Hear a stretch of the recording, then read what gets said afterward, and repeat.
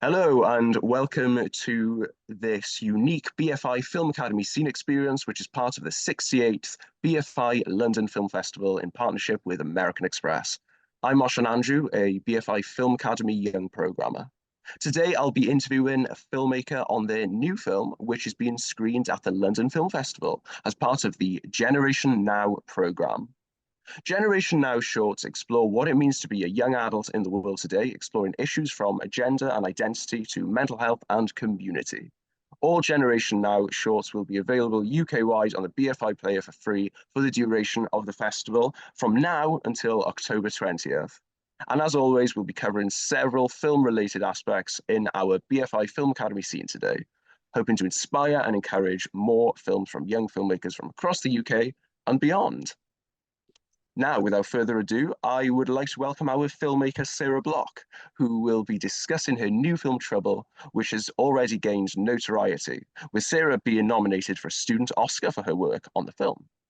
Sarah has had a noteworthy career to date.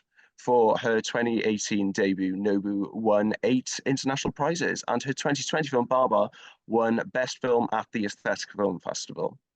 Recently, Sarah has won the prestigious Young Directors Award at Cannes Lions with her 2023 short, A Good Start.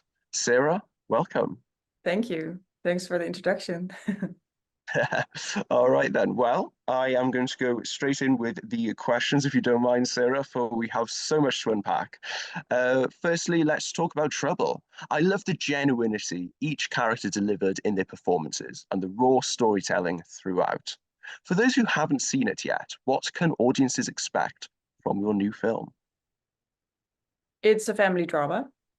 It's a quite naturalistic short, 20 minutes, where we follow 2 brothers from London that go to visit their dad because it's their dad's birthday.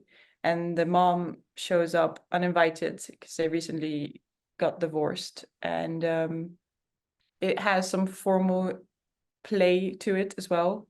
We use archive footage, but not only for the purpose of archive footage, also because one of the characters uses archive footage for adverts that he makes, commercials, and that is a kind of a wink to Gen Z, I guess, and how and marketing in general, and how art is developing, and how those things become more hybrid. And we talk about that in the film as well, because the dad is an artist, a visual artist who doesn't understand all of this. So it has different things in it apart from it being a family drama. Yeah. Absolutely. And thank you for bringing up the characters, for I do believe they are so in depth. And it brings me on to my next question, actually. For much of Trouble is about relationships, making stark contrasts between lost romance and a constant love for family. Why is it important to talk about relationships in film? And why are relationship-based films popular among young audiences? I'm just thinking if it is important. I don't want to be controversial, but I've never wanted to make this film because it's important.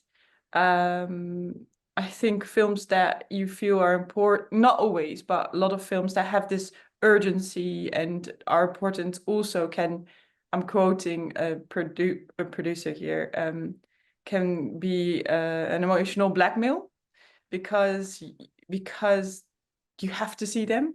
But the great thing about films that it can be so fun, and it doesn't have to be any obligation. I think what I really try to do is to make a fun film that feels heartfelt, and where you get a lot of comfort out of seeing it. So it's fun, but I'm also trying to say that I wasn't hiding away from real drama and conflict and being critical on the characters as well. Yeah. Yeah, absolutely.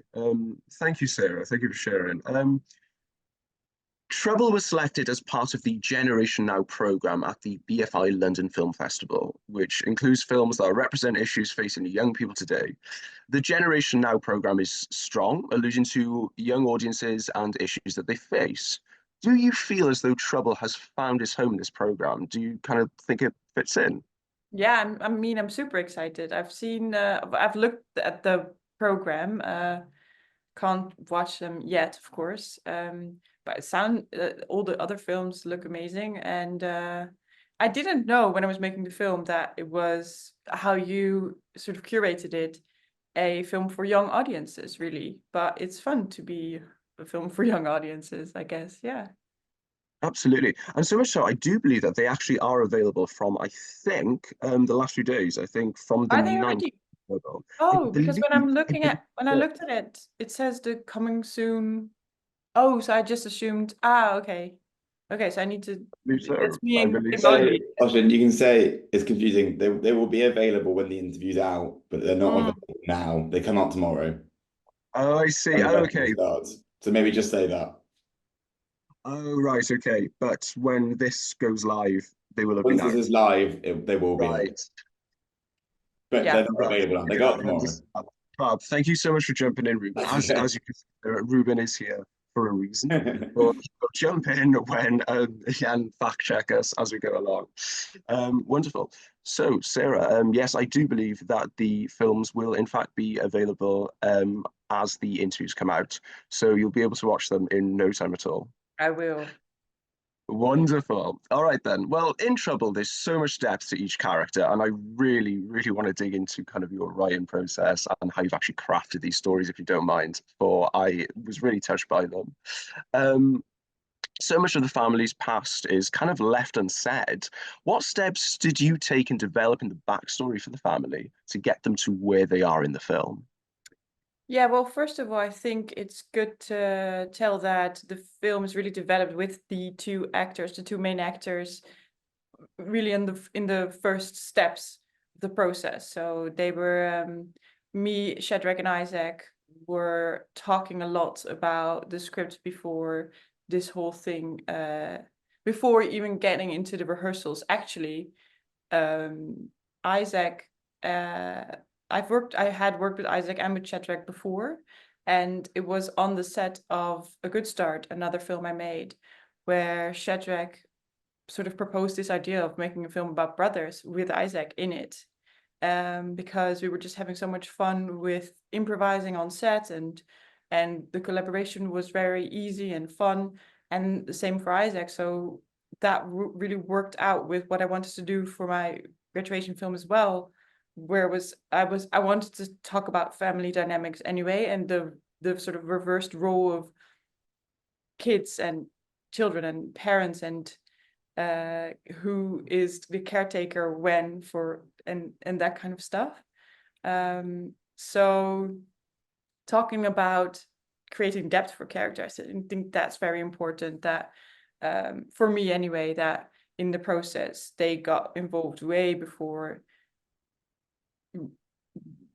getting into a rehearsal.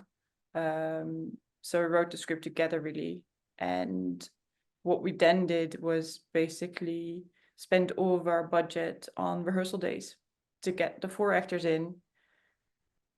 I wrote a first draft, let's say, and the actors and me, we just did it in a rehearsal day, and based off of what I am seeing there, I rewrite, and they kind of rewrite on the spot. So we do lots of improvisation, and then I normally record it, and then I go back home, rewrite what they've done and what works and what not. So I work a lot with improvisation, but not so much on set, because there's just not a lot of time to see if something's working or not on set, really. Wow, that's quite interesting actually. That's long interested me in terms of how important maybe rehearsals are. Do you think those rehearsals then really fed into kind of the narrative and how you built that film in the end? Yeah, absolutely. It changed the narrative a lot. Yeah. Just whole events we taken out, or we've put stuff in. And also it was very important for me that we found a location that we could shoot the whole week in. So we wouldn't have to, it was way easier to find a location that had one kitchen where we could shoot in and a living room somewhere else, and we would have to do a unit move. But I I really didn't want to work that way, because the whole thing is so, the creation so improvisational, not so much on how do I say this?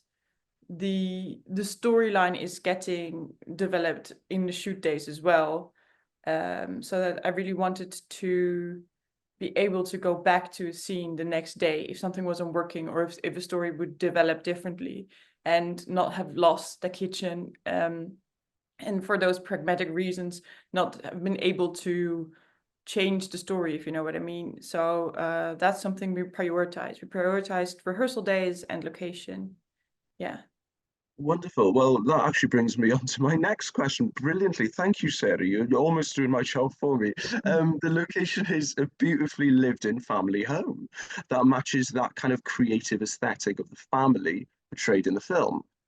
How did you go about finding the right location? You've mentioned a little bit how important it is, but how did perhaps production design and the art department come into dressing the set accordingly? Yeah, so the house we found was actually a family that was moving out. So we kind of used that as well in the story. The family is also moving out. It worked because they are going through, the divorce they're going through is quite recent. And the other bit is that the dad is the character that speaks the least, because he is like that, but you do need to get a very strong sense of his personality. And the way we wanted to do that is because we're in his house. Well, it's the house they grew up in, but it's been his for a year now, and his art is everywhere. You see his art, which is a way to get through him, I guess. And there's a sense of her personality as well, because it had to feel homely and warm and colorful, and that took a lot of set dressing. Basically, the family moved out halfway through the shoot, which was very chaotic. But we just stripped everything that was the families, and we put in a lot of artworks from artists that we really liked, and they were kind enough to borrow or lend us their work. Yeah. Wow, A lot of, fantastic. How did you actually find that house then? Did you go on like a real estate kind of website or something and find yeah, something? we tried everything. It was because I made a film before, which is in a huge warehouse, because there's a Mudlark convention, and that seems like such a hard location to find, but it was so much easier just to find something exceptional than a regular house, a family house where you can shoot in for a week. It was a long find, and eventually we found it on just really on the street. We were just at some point just walking around, and I saw these people that they felt, because they were already moving out. We could have sort of see how they were, and they already felt a bit like the family that we are trying to create. And so I just approached them, and they turned out to be half Dutch. And the mom was Dutch and the dad was American. And I'm Dutch, so we kind of had a connection quickly. And also she was a midwife, and I've been a midwife's assistant. So that worked out. Yeah. Wow. Yeah. I, I just approached them in person. Yeah. oh, fantastic. I feel like I want to go completely off script now because I have to ask if you don't mind, Sarah. Yeah. Go for You it. were a midwife assistant. Yeah. How, what, please do explain the transition into becoming a filmmaker. Well, it's tough out there for filmmakers, so we just need to make extra money. And my sister is a midwife.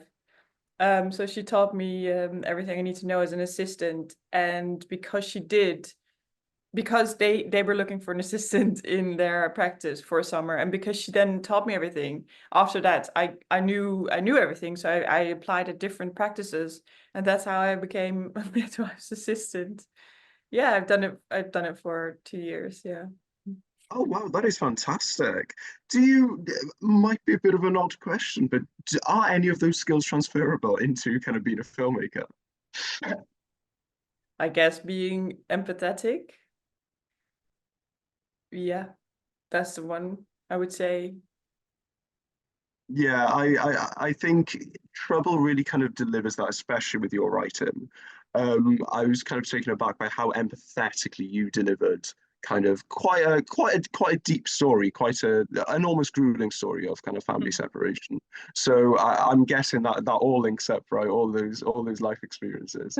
Thank you, Sarah. That is fantastic. You spoke a little bit about, financial struggles, and as filmmakers, we kind of have to find other avenues to do what we do as well.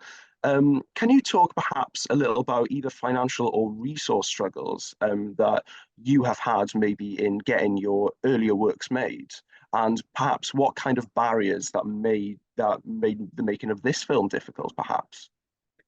Yeah, well, this film is part of the directing fiction master I did at the National Film and Television School, a film school here in the UK.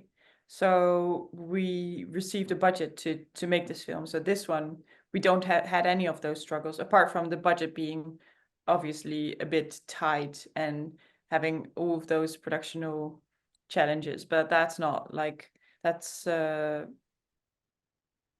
everyone has that with making films. I think the number one cause of problems in film is always money. It's just extremely costly to make a film. But the films before this I made in the Netherlands, and we, Nobu, Baba and Henk, the trilogy, we made with government funding of the Film Fund and of other let's say that we tried different routes, but the Dutch broadcaster financed the film as well. And I think the challenges are that everyone wants to make a film, and it's just extremely oversaturated how many people apply to a fund like that. That is unfortunately the reality, and you just need to try again or try differently. There are lots of people that just start making films for very, very low budget, which is great. Yeah, I'm experiencing it now again, of course. Now out of school, it's reality again. And it's just yeah, it's just trying until you collect enough money to make your film. It sounds a bit simple saying it like this, but I guess staying a little bit naive, staying a little bit hopeful is a good one, because it takes a long time. Not only to apply and then wait for any outcome, but also for then to maybe at the first go don't like get rejected by a fund, just keep on going. That just takes a lot of time, but that's it. Yeah. Absolutely. Thank you, Sarah. I think that's fantastic advice for, I think, young filmmakers that are really kind of looking to get their work made. Do you have any other advice, perhaps, for upcoming filmmakers that maybe they haven't even made their first film? Do you have anything that you could, any guidance that you could give? Because it's a lot, right? I feel like you do kind of have to, I do think a lot of it's mentality. Can you maybe speak a little bit about perhaps the mentality that you have to kind of get yourself into, and perhaps share with us kind of the things that you've had to do to get to where you are now? It's not an easy road, right? It isn't, but also it's I find there's something a bit, I don't know, off about saying that it's so hard because it's such a I'm honestly also so blessed to be able to do it, and everyone that creates that is also such a fun thing. And now with the industry being so tight and just trying to make a living out of it, that it does sometimes overshadow the fact that that it's mostly a really fun thing. And creativity and originality comes from, I think the source of it is joy and joy for life. Obviously there are other films as well that come from trying to like fight injustice and all that stuff, but I'm just talking about a film like Trouble. So yeah, it's important to keep that in mind, I think. And to answer your question, what did I have to do to get here? So before I did the master, which really helped me, I did a bachelor. I worked in the industry a couple of years, in the Dutch industry, and before that I did a bachelor writing for performance. It's a playwriting bachelor. So that also really helps me as a director. I actually feel more of a writer really, because I've done that for 4 years very intensely, and then wrote for other directors, and then out of a lack of a true collaboration with a director that is kind of like a marriage that I was looking for, I started to direct myself, and that's kind of how I got here. Yeah. Wonderful, thank you, Sarah. That's really interesting, actually. Especially that you talk that you come from almost a theatrical background in terms of writing and Yeah, playwriting. definitely. Yeah. So film harbors kind of the. Please do. Is there No, I anything was you'd like to? just thinking about something else. That kind of what I needed to get here is confidence, really, because as a writer, I was quite confident that I could create a story that, not necessarily in what it says, but in how it's told, has something new and refreshing. But I just didn't have the confidence to direct. I knew how my dialogues needed to be said, and I knew how it needed to be transformed into film, but to think that I would be on a set leading this crew of 30 people and everyone would look at me, I was just shy, really. So it took a couple of years to gain that confidence. Yeah. Well, fantastic. Well, with that kind of confidence that you've built and all of that, that kind of playwriting history and experience that you've got, how did you feed all of that into the casting process of the film? And how did you go about finding the right performers? Yeah. Well, like I said before, we already had Isaac and Shadrach, the two brothers that are also co-creators. But then for the mom and for the dad, we had a really incredible casting director called Sasha Billingham. I worked with her before, and she just she knows what I look for in actors, and that is mostly that they have a part in them as well, that they want to co-create as well, that they want to put their input. There are great actors out there as well that just don't like to do that. And so my casting process as well, that I make up a scene that isn't in the script, because I don't want to overdo the scenes that we're going to eventually shoot anyway. So I make up this other scene, and also just to look for myself is if that could be a possible to go somewhere else in a different route, how that it's just good for me to explore lots of different options of the story, I guess. And then we do that scene, which they can just read to sort of warm up the casting. I don't want to like shake their hands and just be like, all right, improvisation. We're first gonna, I give them something to read, and then when I feel like they're relaxing a bit more, I ask them to do maybe the same scene, but just in a completely different premise to it. Or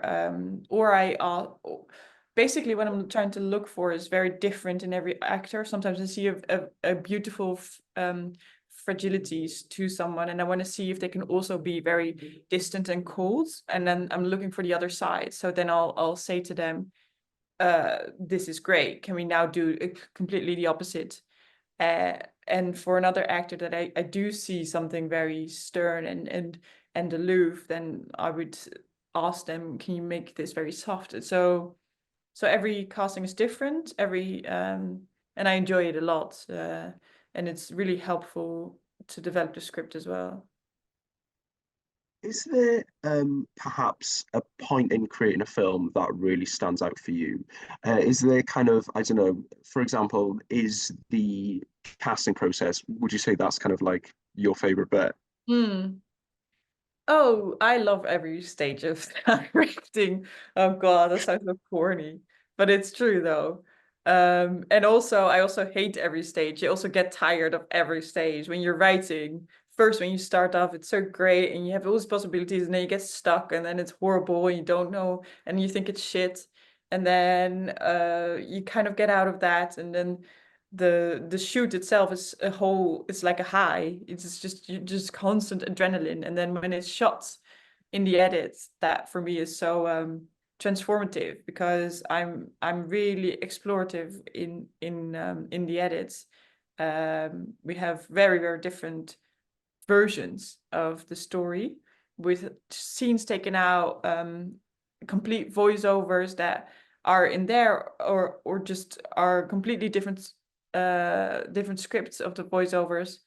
So I don't have a particular preference, but I love the like how versatile directing is. Yeah. Wonderful. Thank you so much, Sarah, for sharing. All right then. Well, your film A Good Start will be screening at the BAFTA qualifying Aesthetica Film Festival later this year. And Trouble, of course, is doing pretty good itself. I mean, here it is being screened at LFF. Um, as Trouble continues on its festival journey, what audiences do you hope to reach with this film, and who would you like to see it? God, I hadn't thought of that, to be honest. What I intended with the film is to really, in 20 minutes, connect with characters that you feel for and that you kind of also are quite critical on. So I hope people see it that feel that way about these characters, maybe the way they feel about their own family, that they love him but they hate him, kind of thing. Yeah. Wonderful. All right then. Well, looking back at perhaps some of your filmmaking history, can you tell us of a time where perhaps you made a film or a piece of work that wasn't how you intended to be, for better or for worse? How did you utilize those lessons to make Trouble? Yeah, I think when you say that, I'm just thinking about lots of complicated shots that I've tried in different films that just take up a lot of time, that are very, for instance, with a Steadicam that was going up a sort of swirling stairs in the warehouse. That was just a long shot as well, and with lots of extras in it, which is very exciting to do, but it takes hours to make, and that is something, everything that eats away from other energy. So you can't, in those hours, you can't focus on someone's performance because you have this technical thing to do. And what I just really knew I wanted to do for Trouble is strip all of those cinematic elements so that we can just purely be so loyal to the performances. And I'm so thankful that my cinematographer as well was so in on that plan. He lit it in a way that the actors are extremely flexible, and also his whole mindset was that the performance is the most important thing. So maybe a shot could have been a bit prettier if an actor would have less space or knew exactly where to stand, but we're just going to go for performance. And that's what I love and loved about making it, and still love about the film. You spoke a little bit there about kind of the cinematography feeding into the kind of the importance of the narrative and the performances. And of course, you've spoken about your methods with actually writing and casting the film.